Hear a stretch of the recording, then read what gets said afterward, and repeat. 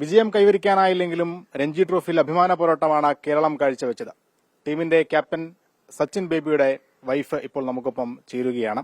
അന്ന, കളി കണ്ടിരുന്നോ? തീർച്ചയായും കണ്ടിരുന്നു. എന്ത് തോന്നുന്നു? ഇപ്പോ വിജയം നേടാനായില്ല, പക്ഷേ ഒരു ശക്തമായ പോരാട്ടം കാഴ്ചവെക്കാൻ കഴിഞ്ഞു.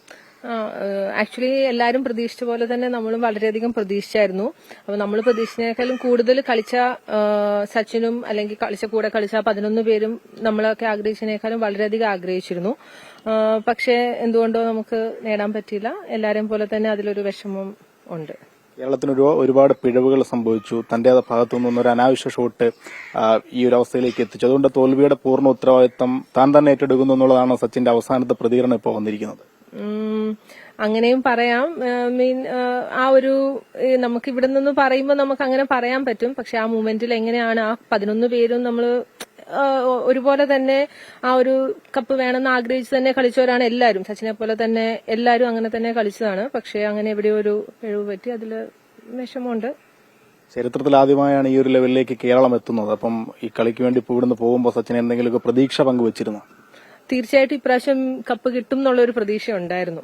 പിന്നെ 38 ടീംസ് കളിച്ചതിൽ സെക്കൻഡ് എത്തുക എന്ന് പറയുന്നതും ചെറിയ കാര്യമല്ല.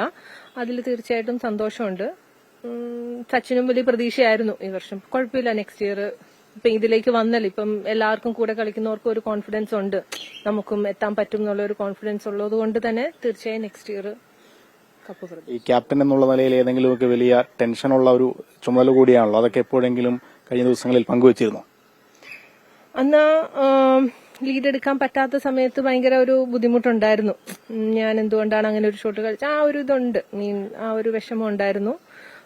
പിന്നെ ഇപ്പം ആ ഒരു വിഷമം ഉണ്ടായിരുന്നു, അത്രയേ ഉള്ളൂ. വലിയ അഭിമാനമാണ് ഇപ്പോൾ.